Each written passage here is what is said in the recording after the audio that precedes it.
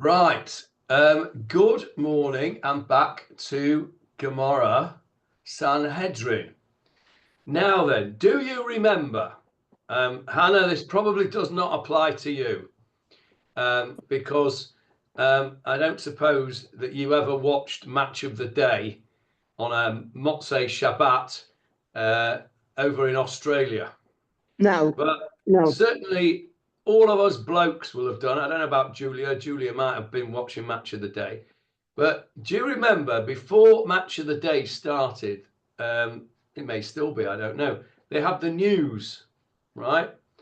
The BBC News. And right at the end of the news, what do? They say, give you the sports news. And so they say, for those of you who are going to watch Match of the Day later and you don't want to know the scores, turn away now. Yeah.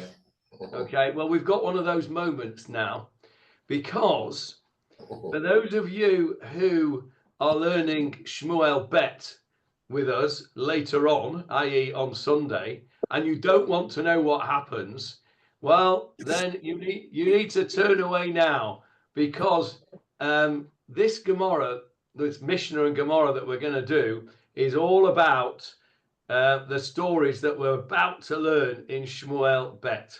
It just worked out that way, as it often does.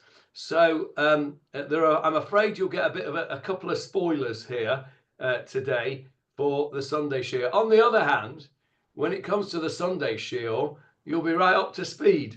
So there's always a silver lining. So when I was preparing this shiur, I thought, wait a minute, what am I doing here? Are we doing Gemarah? Are we doing Shmuel Bet? Well, actually, we're doing both. So we are starting a new Mishnah. It is on Daf Chaf Amud Aleph 20a. It's on page 114 for Johnny and Michael. And it is on 20a number 1 for those who have got the art scroll. And it is the Mishnah. I'll put the screen on. I also have the same one, the Koran. You have the Steinsaltz? Yeah. Yeah. Oh, right. Okay, that's good. I thought you were an art scroll woman, but there you are. Absolutely not. I've got the art. It's me that's got the art scroll. Yes, I can see your purple pages there, Hannah. And David's got the art scroll as well, haven't you, David? Yeah. Yeah.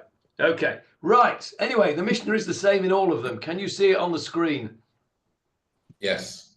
Good. Okay. So the Mishnah now goes back after all our wonderful digressions. We go back to the subject matter of the Perek, which is kings and high priests. So the Mishnah says like this: mate, excuse me, mate lo mate. Funny expression, but what it means is if somebody dies who is one of the 7 relatives for whom a Kohen cannot become impure, and for whom we sit shiva. They are, of course, parents, brothers, sisters, spouse, children. Okay? So if any of those relatives die, and you happen to be the king, right? So we're talking about the king. If one of the king's relatives dies, Eino yotze mi petach palterin shalo. The Mishnah says that he does not leave the entrance of his palace, palterin. Now, there's a little note here in the Steinsaltz, which says LH. Let's have a look at what that's all about.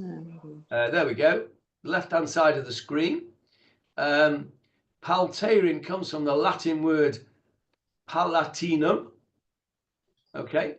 The term may have reached Aramaic via a word borrowed from Greek, palation, palation, meaning palace or chamber. Now, the palaterin, you can see it's clearly not a Hebrew word. It comes from the Latin or the Greek. I actually didn't see this in the Steinsaltz, so I looked it up myself. I looked it up on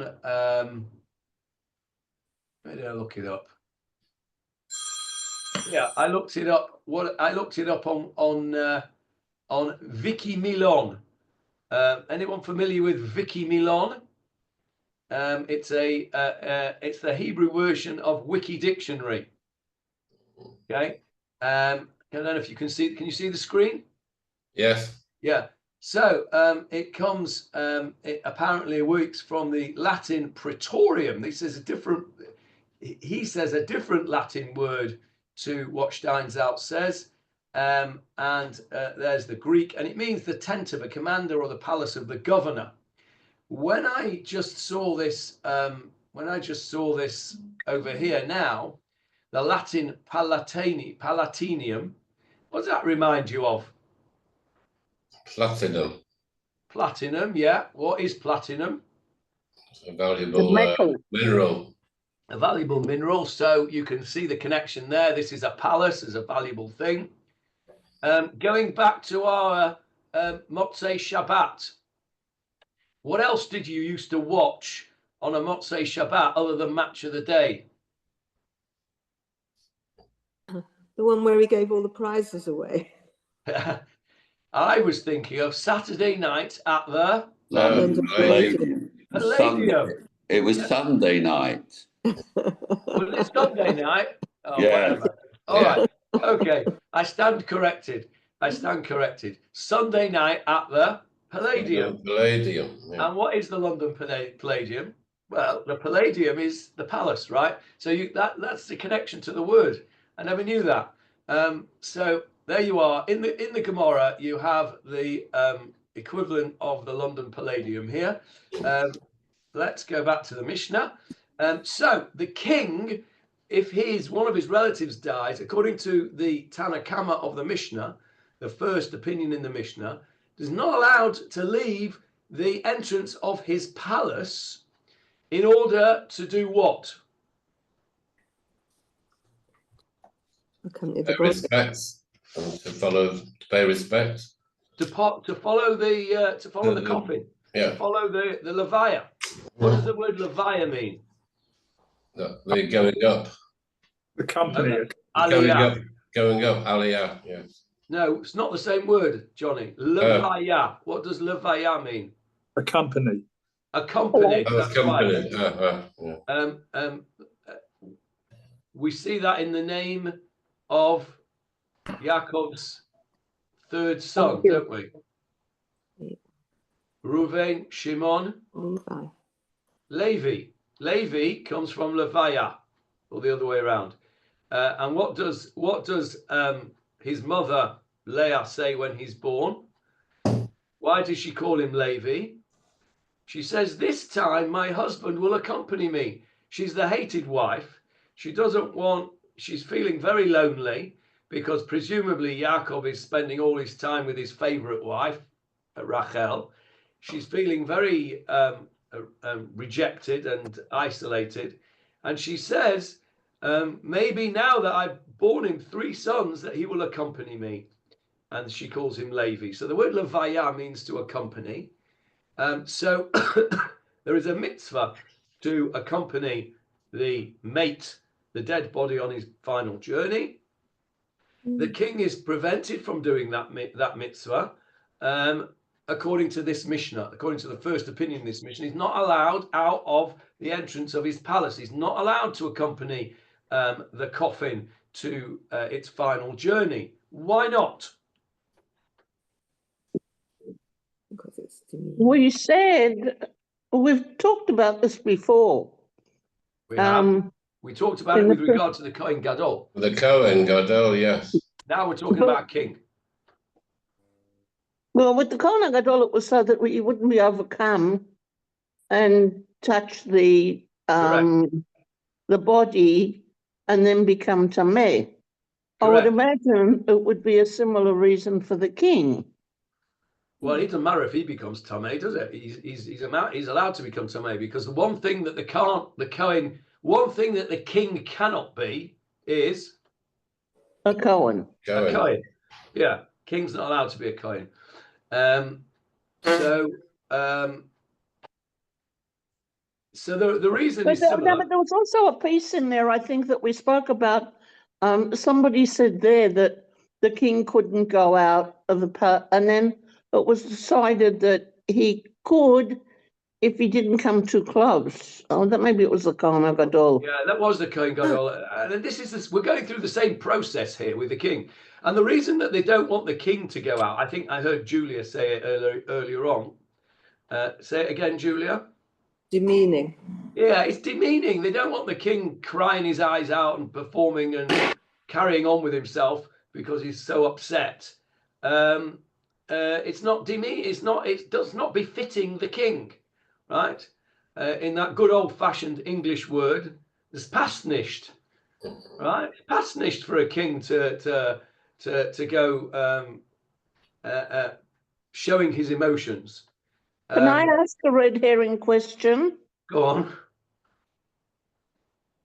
In England, when George VI's father died and he became king, the Queen's father, and when he became king, did he follow did he participate in his father's funeral? Yes.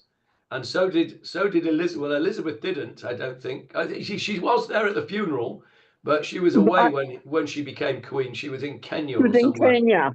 Yeah, but Charles followed the coffin of Elizabeth. So they obviously go according to Rabbi Yehuda, which we will see in a minute. Don't cry though, Johnny.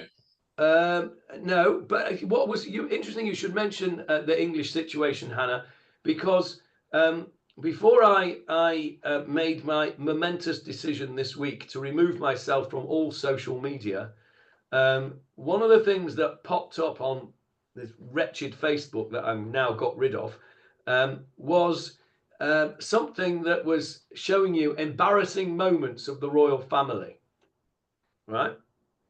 And they were just silly things that where I don't know, Princess, what's she called? Middleton, what's she called? Princess Kate. Yeah. Well, her skirt blew up a la Marilyn Monroe, or King Charles fell asleep at some do that he was at, and one of them was the Queen picking her nose. It was horrible. But, it's pasnish. The Queen's not allowed to pick her nose, right? It's not in public anyway. So this is the same thing, right? It's pasnish. This is why the Tanna Kama doesn't allow the king to go and follow the thing in case there's some wretched paparazzi photographer there going to take a photograph of them in their grief, which would not be becoming of the monarch. So he's not allowed to do it according to the Tanna Kama. Rabbi Yehuda says, if he wants to follow the coffin, Yotzei, he can do.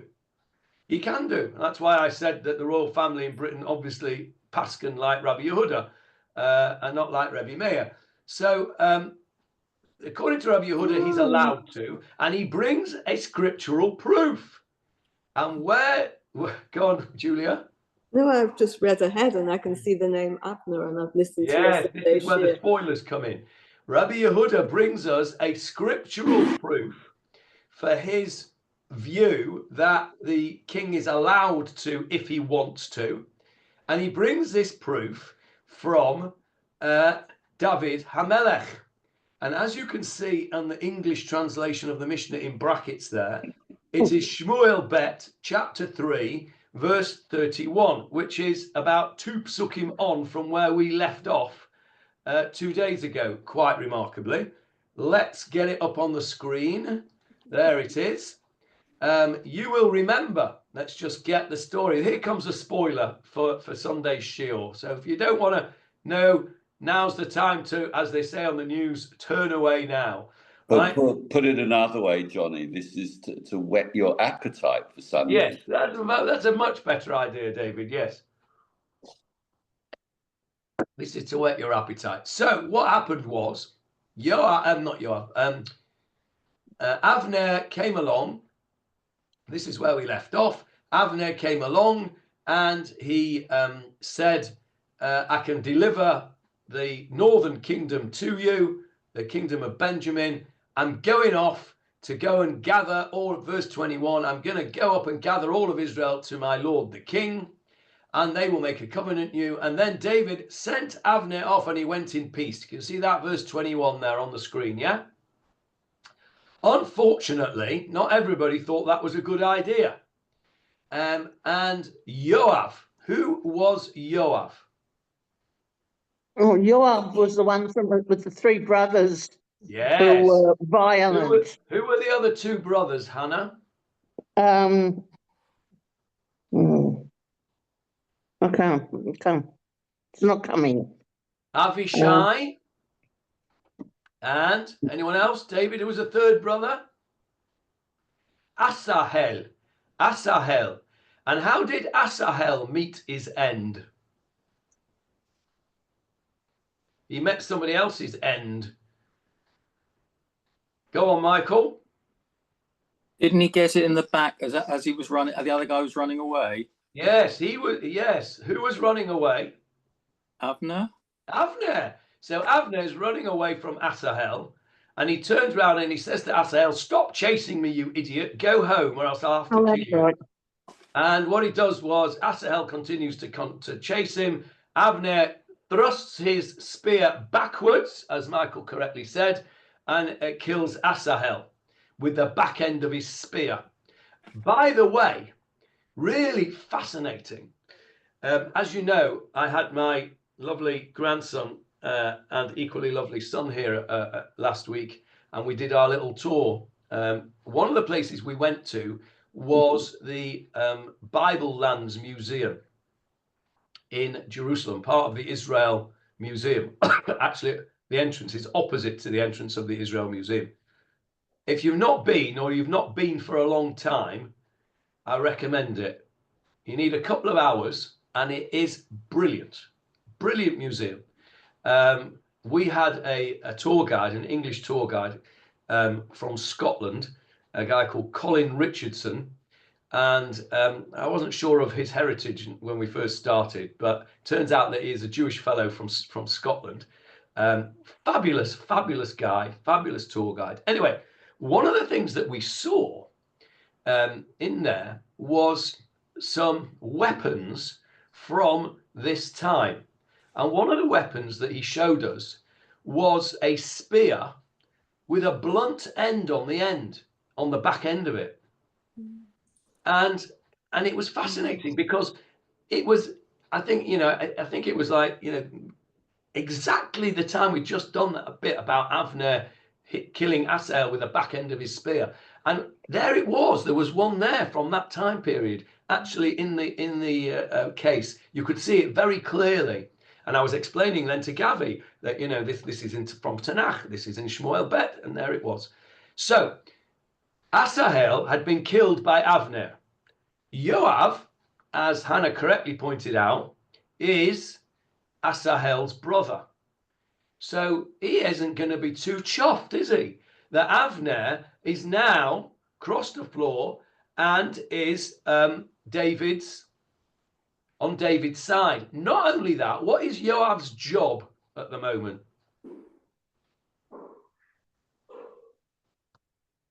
Military advisor? He's more than the military advisor. He's the chief of staff. And therefore, Avner, who was Shaul's chief of staff, is now a rival for his job. Not only has he killed his brother, he's a rival for his job.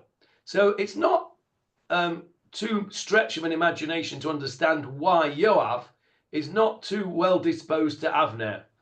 And so we see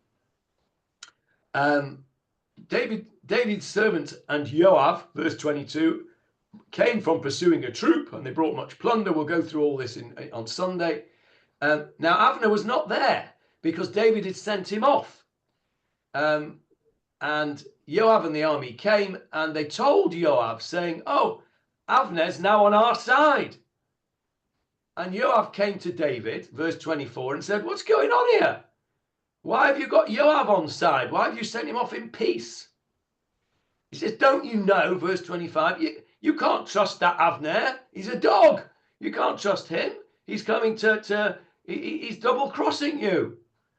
And so Joab runs off, and David didn't know that he ran off. And basically he kills Avner. Okay, there's the spoiler for you. I've gone and said it now, right? So Avner gets killed by Joab. David is none too pleased.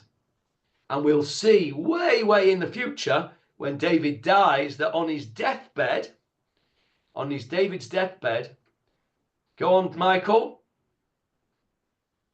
He says, I can't kill him, but get Solomon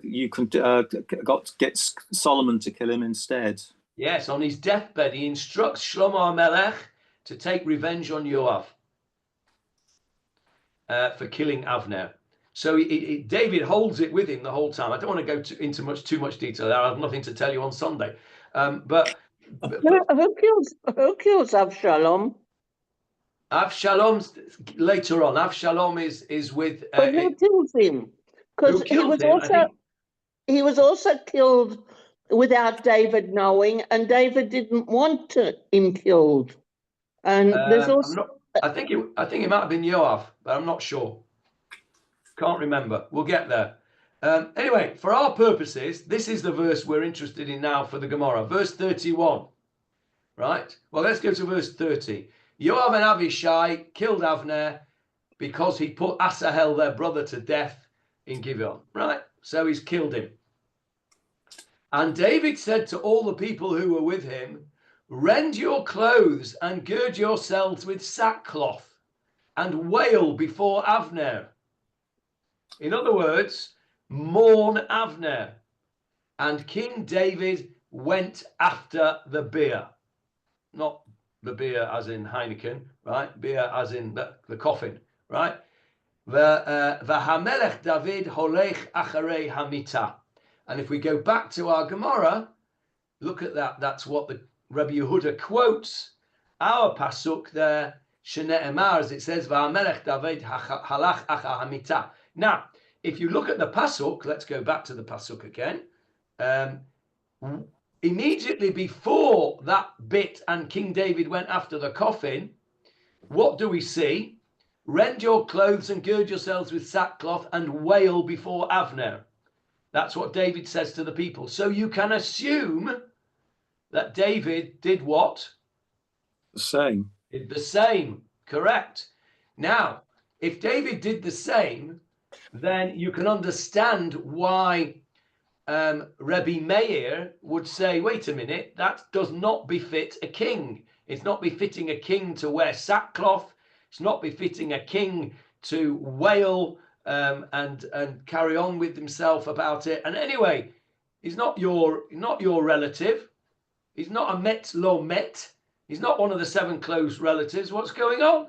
So we'll see in a minute when we get to the Gemarah that Rabbi Meir is not happy with this whole scenario. Rabbi Yehuda is quoting this pasuk, and he's sitting right now. What are you saying, Johnny? Did he actually leave a palace? Yeah, he says he went out. Halach. He went out. Halach. Okay. He went achar hamita. Oh, okay.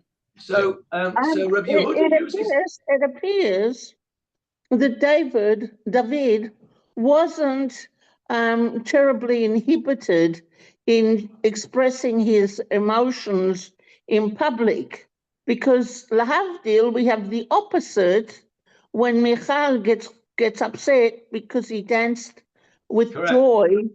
I was thinking the same thing, Hannah. I was thinking the same thing. David's an emotional guy. David is a guy who is not only willing to express his emotions, he does so publicly, and he's not scared of doing it publicly. And therefore, in some ways, you could argue that he is not somebody who stands on his covered, right? We've all seen them, haven't we? We've all seen these fancy people standing on the covered, oh, you know, far be it from me to get into to express any kind of emotion. You know, you've got to be the. You know, David's not like that. David's Just showing you was human. human being, very much so. Yeah. Didn't David also go jump up? Wasn't it David who was jumping up and down and singing and dancing when they got the Torah back from the? Yeah, that's what Hannah was referring to before, because Michal didn't like it. Michal said to him, well, "What are you doing? You're making a fool of yourself, David." Yes, correct. So Rabbi Yehuda uses this pasuk to show that a king can go out if he wants to, right? So at the moment, Rabbi Yehuda and Rabbi Meir are disagreeing, but Rabbi Yehuda is sitting pretty because what's he done? He's brought a scriptural proof. Now, as we know from learning Gemarah, there is nothing better than a scriptural proof. You know, the only thing that trumps a scriptural proof is another scriptural proof, right? A better scriptural proof. So right at the moment, Rabbi Yehuda's sitting there, you know, all cozy, thinking I'm winning this argument, and along comes Rabbi Meir. Amru lo, they said to him, who's they? The sages, right? The Chachamim. They said, nah, you can't bring me that as a proof. Lo hayad hadavar ela lefayes et ha'am. This was only done to schmooze up the people. It was a publicity stunt on the part of David. David didn't really care about Avner. He was just doing it as a publicity stunt. He knew that who was Avner's people? Binyamin, right? Shaul's lot. So if he shows that he is mourning Avner, what does that show to the Binyamin people? That David cares about their leader, about their military leader. What would it show the opposite? If David didn't go out to the funeral, what would it show? He didn't care. He didn't care. And what's David trying to do at this point? He's trying to unite the two kingdoms. So Rabbi Meir says, don't be so naive, Rabbi Yehuda. He didn't go out there because he was emotional. He went out there because he's a good politician. And he wanted to, you know, he wanted to press the flesh in the swing states, which is what there was going on here. You know, so that was the only reason he went out. So okay, that's what the Mishnah says. We've got a disagreement. Okay. And then Notate in the art scroll is very informative on the lines of what you just said. Yeah, okay. So the Tosfos Yom Tov says, actually, he wasn't really allowed to go, but he says an exception was made in order to preserve the peace of the kingdom and prevent a rebellion by those loyal to Avner. Normally, however, a king is not allowed to join the funeral procession of a relative. So that would be that's sort of taking it beyond where we're going to get to today, because the Gemarah is going to go into it in a lot more detail when we get to the Gemarah. But for right now, we've got a machlokas between the Tanna Kama and Rabbi Yehuda. Let's just finish the Mishnah. Just take a look, Johnny, as well at the end of the previous. Yeah, I'm coming to that, David. I'm coming to that. Yeah, that's. I asked the question earlier on, didn't I? But I didn't give it an answer. And I'll come to that in a second. Just want to finish the Mishnah to get it out of the way, because we're not going to be dealing with this last bit of the Mishnah for quite a while. But it's got an interesting piece of language in it that I want to share with you. So we're over here at where my pointer is here. Ukasha mavrinoto, and when we had this way back. Mavrin is the sudat havra'ah, yeah, the what we call the mourner's meal, which is the bagel and the boiled Johnny, egg, right? Johnny, you haven't got the script on the screen, I don't think, and I don't think you have had. What have you got on, mate? What can you Just see? pictures, the gallery view. I mean, I'm looking at my book, but Anyone else? Can you all see the Gemara? Yeah, the I can Mishnah. see the Gemarah. Yeah, I think it's just you, Julia. oh gosh, right. Try looking at a different screen. Sometimes it's on two. I don't know how to do that. It's okay. It's fine. Just flick it Anyway, across. you've got the book in front of you, so it's okay. Yes, it's fine. If you flick the screen you're watching across to one side, then you'll get back to the share screen. It's okay. It's fine. Honestly, I'm scared of losing things, so it's We'll fine. give you a tech lesson later on. So anyway, we're over here for those that can see it, and for you, Julia, on the second last line of the Mishnah. Ukashem mavrinoto, when he has his sudat havra'ah, when he has the meal. Do you remember what that was? Sudat havra'ah. It's the egg and bagel business. But do you remember the origins of that word? We did go through it months and months ago. What's the root of that word? Which word? Ukashem mavrin oto. Mavrin. I'll make him better, Bari. Yes, bari, healthy. So by bringing the mourner, the egg and the bagel, you are healing him from his sorrow. You're showing him that you care because you're the neighbor and friend that has brought him a meal. So that meal is called the Sudat Havra'ah, the health-giving meal, right? We call it the mourner's meal, but it isn't. That's not the right translation of it. Breakfast. We call it the breakfast. The breakfast, yeah. Well, it isn't a breakfast either, because if the leviah's in the afternoon, it isn't your breakfast, is it? So I don't know where it ever got that name from. That's ridiculous translation, isn't it? Really, that's what we call it. Actually, no. I thought about this once. It's not only here, because when I was growing up, after a wedding, it's also called a wedding breakfast. Well, that's because you have to fast on your wedding day. You don't have to fast on a funeral. But it's not breakfast. And I always wondered, why is it called breakfast? And it's because it's the first meal after something. After the funeral, after the wedding. No. Your breakfast in the morning is the first thing that you have after you've fasted all night. So you're breaking your nighttime fast. No, but non-Jewish people do it as well. Say that again, Julia. Non-Jewish people call it the wedding breakfast. In fact, I only thought it was non-Jewish people who called it the wedding breakfast, and they do not fast. But where do they get it from? I bet they did fast originally. Maybe. I bet they did. Otherwise, it's not breakfast. You're breaking your fast after the wedding. It's not a fast. You don't have to fast on the day of a funeral. So I don't think when we call it the breakfast, like Johnny just said, I don't think that's right at all. I've heard it called the breakfast. I've also heard it called the mourner's meal, which it is, but it's not the translation. What I wanted to make clear and to re-stress is that the word Sudat Havra'ah, it's a healing meal. It's meant to be healing you or healing the mourner. Anyway, when we give it to the king, right? Wait a second, I'm still there. Could it have anything to do with the fact that from the time of the death until the funeral, you don't say brachot or anything like that? Yeah, that's true. That's true. And maybe it does come from that, because maybe if you don't want to eat without saying a bracha, you wouldn't eat. But you don't have to fast. You can eat.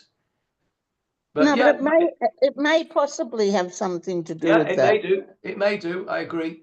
Anyway, normally when you go to a shiva after a funeral and somebody brings out this Sudat Havra'ah, this egg and bagel business or whatever it is that you give them, what happens? Where are the mourners sitting? On low chairs. To eat this meal? On the chairs, low chairs. On low chairs. And where are we, the non-mourners, sitting or standing? On regular chairs. If you're the king, what do you think happens? He sits on his throne and you lie on the floor. Yeah, more or less. Not quite, more or less. Yeah. So, ukasha mavrinoto, when you give him his meal, the king, when he comes back from his the burial, kol ha'am masubin al haaretz, all the people recline on the ground. Vahu may save, and he reclines al ha-dargash. Now that is the word that I wanted to just show you, even though we're not going to get to it in the Gemarah for a while. The Gemarah is going to tell you, go into details later on of what a dargash is. But what do you think the root of that word is?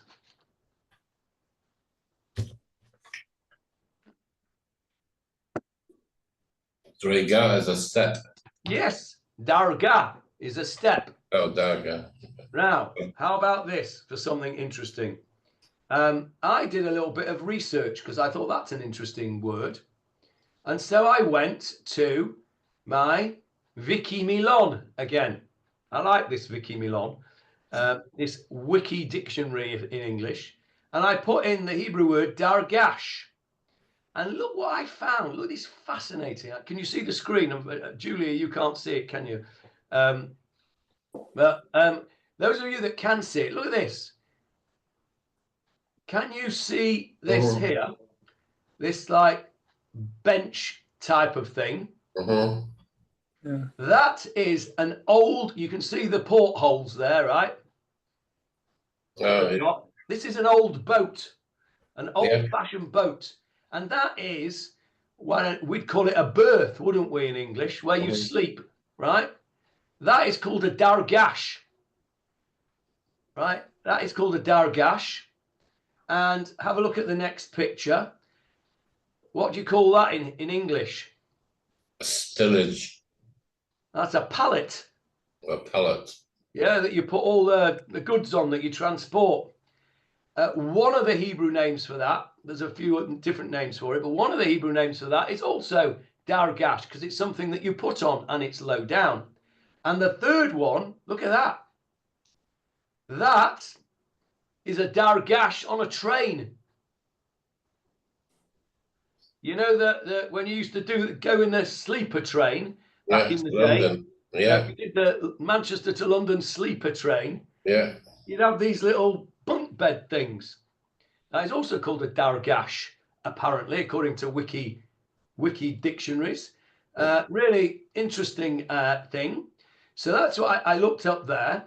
And I also looked up, where is it that I can find it? And I think I'm at, I also looked up the word dargash in just on Google. I looked it up, but I don't seem to have it now. Anyway, what we would call a step ladder, you know, those little step ladder things, not a proper full ladder. Apparently, that's also called a dargash. So I thought that was very interesting.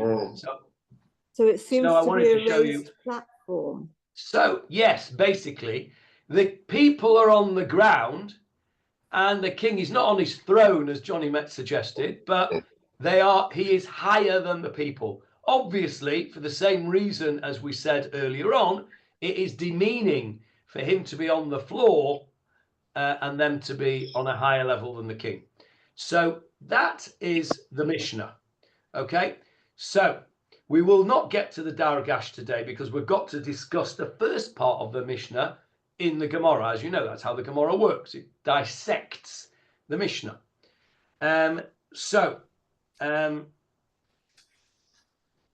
Let's go on to the Gemarah. Now, this is very important. It's on the back of the idea that the king may or may not go out, depending on which version you take. There is a similar, but not exactly the same, machloket, again between the Tanakama, which is usually Rebbe Meir, and Rebbe Yehuda. The same sort of discussion, but it's about something which is quite contemporary, actually, and that is whether women go to funerals or not?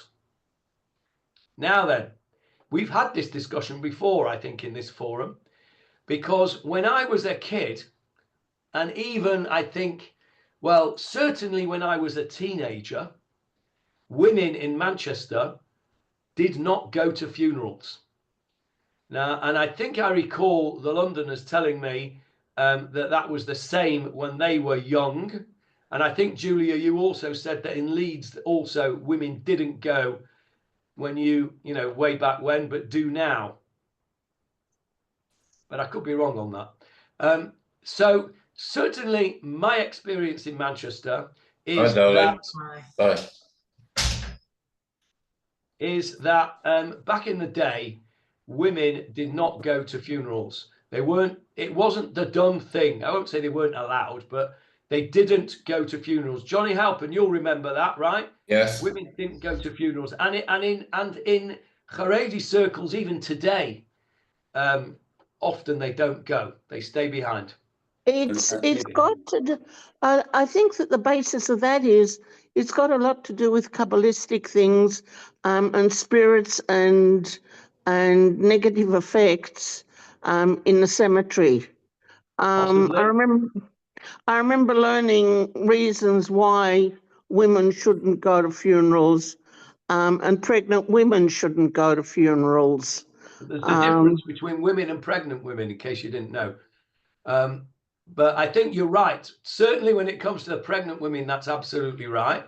And you're probably right too with women in general, Hannah. But the reason that was always given to us was that it's not befitting for men to see women in their emotional state. That women will get all up passionate. And you'll see that this Gemarah, actually, that we're going to do now, supports that view, or at least one opinion supports that view. Because women are emotional, they'll go to their funeral, they'll get all upset with themselves, they'll start aching and weighing and crying and throwing themselves around. And it's not nice for men to see that. It's pasnished.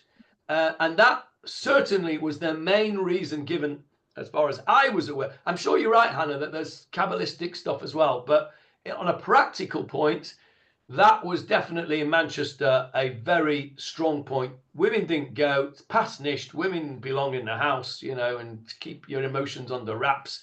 Don't start showing off your emotions to men, etc., etc. So on a practical point, though, I can't remember when, but probably in 73, 67, no, 73, after the Yom Kippur War, when funerals of soldiers and things were broadcast on television, funerals were of the Edot HaMizrach, where there were women there who got absolutely hysterical at the funerals. I must admit, it's not a pleasant sight to see. And I can understand, having seen women get hysterical at funerals and wanting to throw themselves into the grave, that maybe there was something to the fact of as pasnished. Yeah, I don't make any judgment call on it. I'm just telling you facts. What's interesting? Yeah, I'm also saying, having seen it, with my own eyes, as they say. I agree with you, Hannah. I agree with you. There may have been something to it. Anglo funerals are, in general, very reserved and very. That's right. That's true. That's true. The other thing I would say is, I'm not denying that there may be a Kabbalistic thing to it, but if that was the main reason for it, then it would not have fallen into disuse now, because nowadays in England, very commonly women do go to funerals. So if Hasidim don't, but Hasidim don't, and Haredim don't. Hasidim are more keen on keeping the sexes separate anyway. So I'm not sure you can bring a proof from that. But anyway, whatever the reason is. Can I read you the following, Johnny? Yes, go on, David. Where are you reading from? Oh, yes, okay. Let's have a bit of chumrah there. Come on. Yeah. Originally, in a community where it was customary for women to walk in front of the bier, they were permitted to do so. And in a community where it's customary to walk behind, they would be permitted to do so. Now, the custom is that they walk only behind the bier, and this should not be changed. Moreover, great vigilance should be exercised to make sure that they do not walk amongst the men. Here's an explanation, which you'll find a shorter version in the Gemarah. According to the Gesher Chaim, one of the big poskim on dinim of Avelut, the Zohar warns about this because at the time of death, when they take the deceased from his house to the cemetery, the Malach HaMoves is present amongst the women. For this is his way, ever since he persuaded Eve and through her induced death. And during the funeral, he has permission to kill. Interesting. Okay, thank you for that. Can First you of give all, me the page first- number briefly, David? Yeah.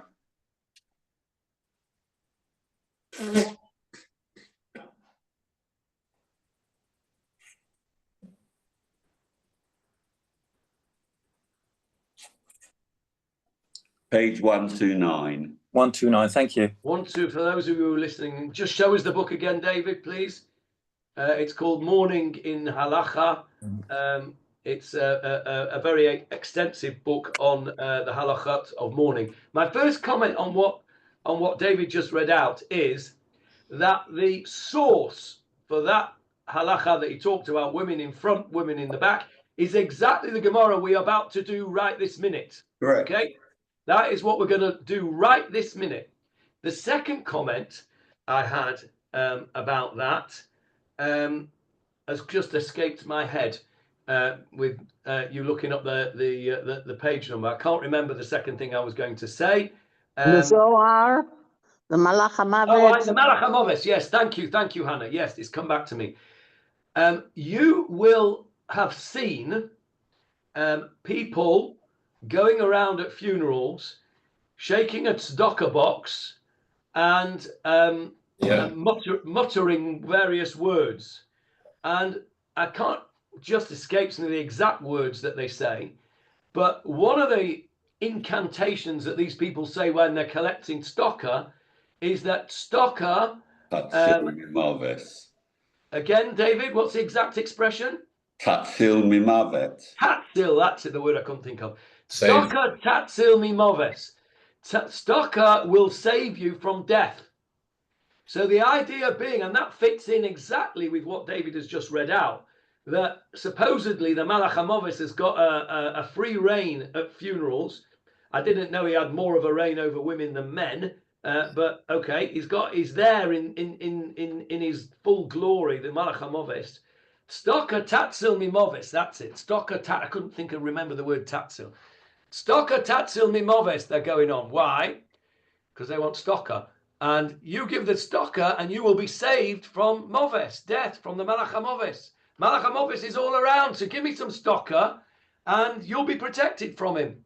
And that's where that minhag comes from. So you can see how all these minhagim arise, and we see them all along, all around, and we don't always know where they come from. It's interesting to see. Yes, Julia. I was just going to say that you asked me about Leeds, and I can't really control my mute at the moment at all. But Leeds, I have no idea because I was too young, and certainly children, we never ever knew even anything about funerals. But I do think that customary is quite interesting because the difference between Liverpool and Manchester and London is very significant. Lots of very different customs. Liverpool, nobody ever followed, well, as far as I'm aware, it wasn't generally the case that people followed the coffin.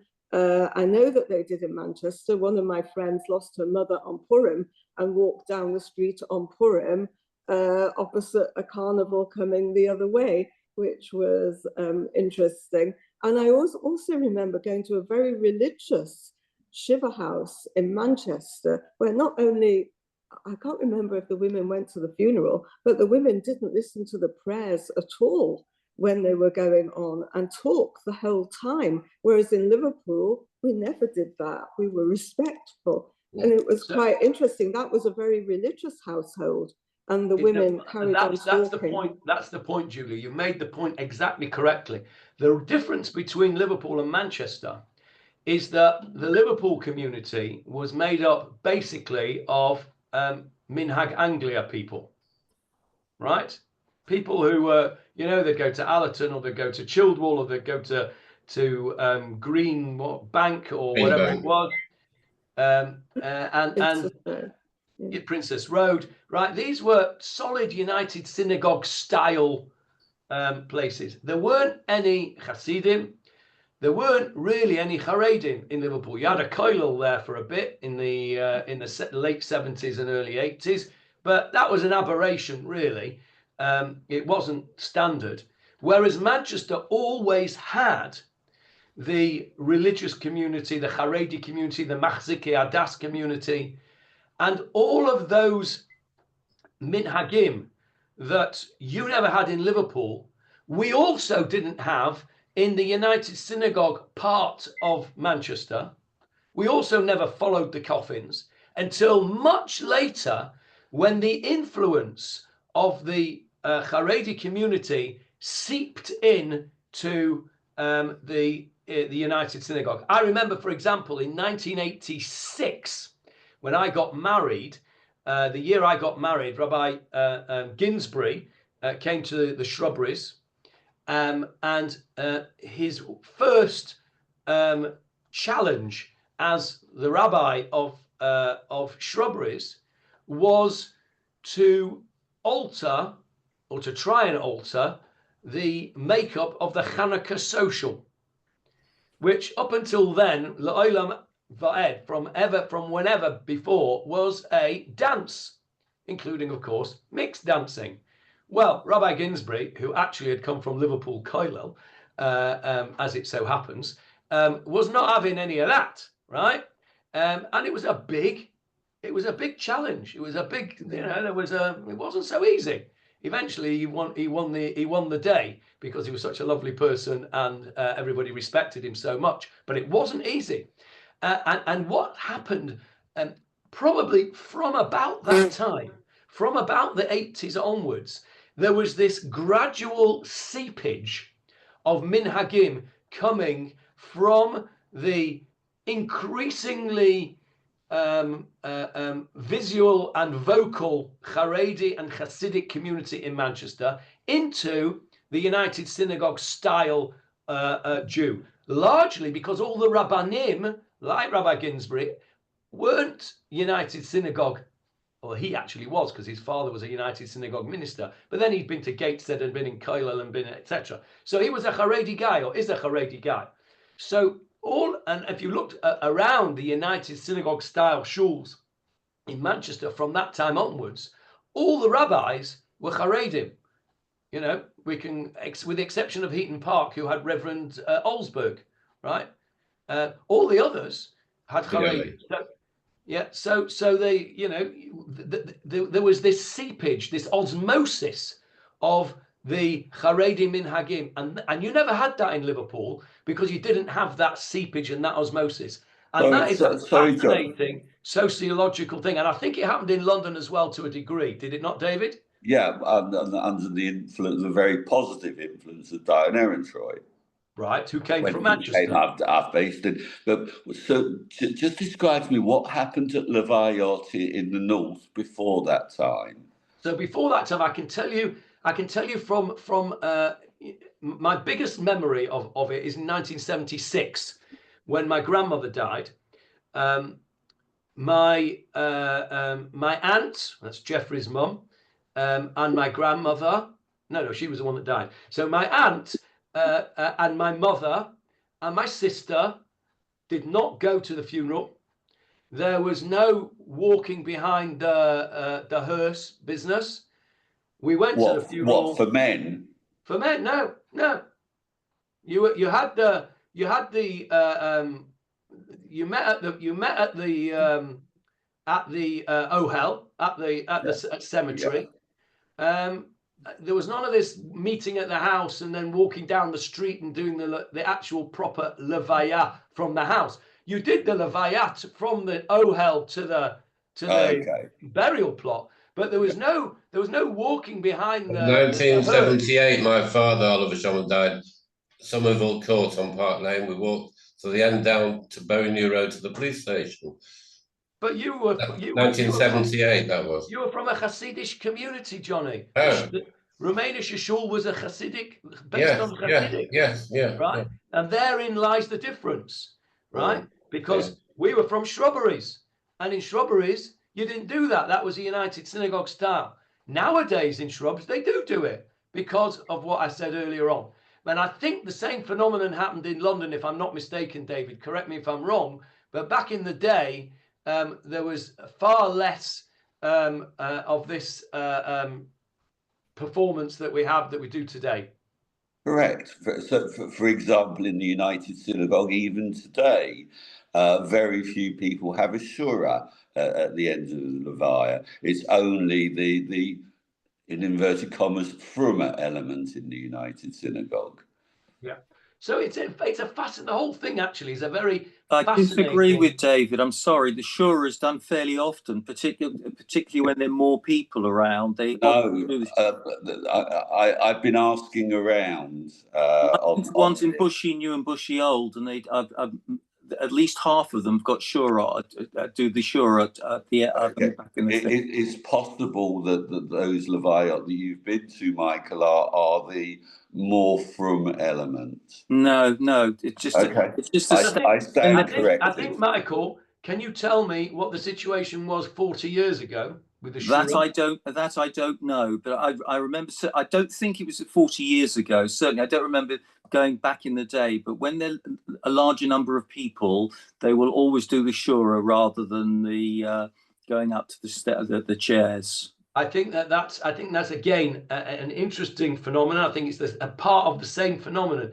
And as I was about to say, it's a fascinating sociological and demographic phenomenon of how Anglo Jewry, and I mean, I don't know what the situation would be in Australia, whether that's occurred. Probably has occurred in Melbourne, where there is a very strong Hasidic community.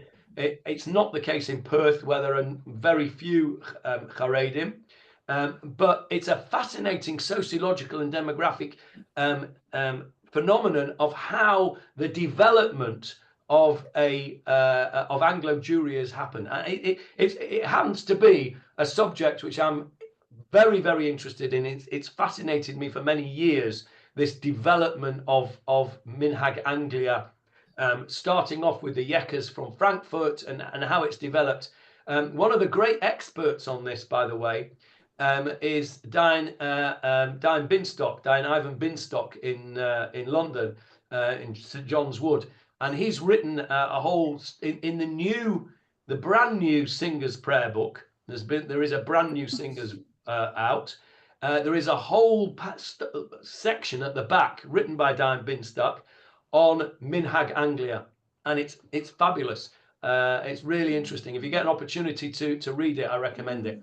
Anyway, there's also a book that Frank Weinberg has got from one of the Dayanim of the London Basin, I think in the 70s, that goes in significant detail to Minhag Anglia and the sources for various Minhagim. I'd like to see that. I'll ask him tomorrow. I think it's strange here in Israel, Johnny, that the mess isn't in the house, isn't in the house at all. You start off from the cemetery. Yeah, it's a different approach. Completely different. Completely. So I just want to do this just to read the Gemarah so that it completes the circle before we finish, because David preempted us by reading out of the Morning in Halacha book, and the Morning in Halacha book gets it from this Gemarah. Let's just read the Gemarah, and then we'll carry on next week, please God.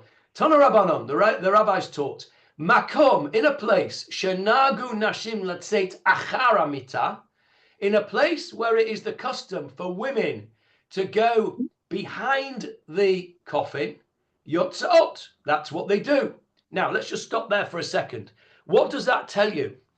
It tells you that women are allowed to go to funerals, right? So I don't know about the Kabbalistic stuff, Hannah. It's certainly at the time of the Gemarah, women went to funerals. Here, the machlokas is not whether they go or they don't go. The machlokas is whether they go in front of the coffin or behind the coffin. It's interesting. Now, lifnei hamita, in the place where it is the custom for them to go in front of the coffin, yotzot, that's what they do. Rabbi Yehuda says, disagrees with the Tanakama and says, la'olam noshim lifnei hamita yotzot. The women always have to go in front of the coffin. Why? And he quotes our pasuk again. Shekain matinu b'David. We find with David, sheyatza acha mitato shel Avner. David went behind the coffin of Avner. And we quote our pasuk again. V'hamelech David halach achar ha-mita. Now, I'm going to stop there, and I'm going to stop the share of the screen, because your homework, and don't look on and cheat, is how does that pasuk prove to us, Rabbi Yehuda has brought that pasuk to prove to us that women must go in front of the coffin and not behind.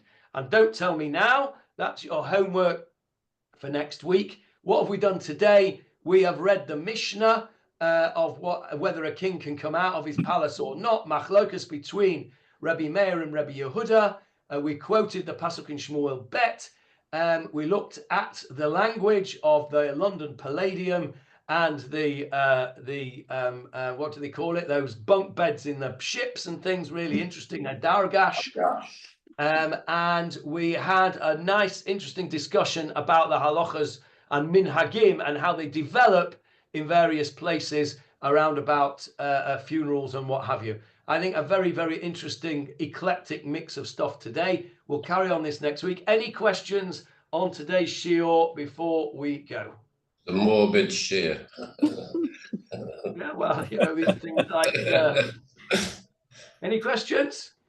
Can I ask, you said Avner was the chief of staff to David. Was he also a relative of David then? Who? Yoav? Avner. Avner was not. Avner was the son of Ner, but Yoav was a son of Tzeruiah. And I think Tzeruiah was a nephew of, I think Yoav was a nephew of David. Not Avner, Yoav. But then the point was made that a king could not be part of a funeral if it was one of his relatives. Oh, you're right. I never came back to that point, and David even pointed it out to me. I asked the question earlier on, what's David doing anyway, doing this? He's not, Avner was not a relative. And David Marks pointed me out to the footnote in the Art Scroll, which answers this question. Leslie, listen to this. Listen to this. David mourned Avner as a relative, for Avner was a Torah scholar of note. And the Gemarah in Moed Katan states, when a wise man dies, all are considered his relatives and must mourn him. If you remember, we once spoke about Ravido, who tore Kriya when his Rebbe, Rabbi Nachum Rabinovich, Zichron Livracha, when he died, Ravido tore Kriya because he was taught him Torah, he was his Torah Rebbe. The Gemarah is telling us that David, or Rabbi Yehuda is saying that David went after Avner's funeral because Avner was a Torah scholar, and it was as if he was a relative. Thank you for reminding me. I didn't complete that circle. Okay, thank you. Anything else? Okay, have a nice week. I'm off to the Misrad Panim for my punishment today. I'll probably be there for hours. So if I'm not there tomorrow morning, you know why. Okay. Thank you very much. Thank you. Thank you.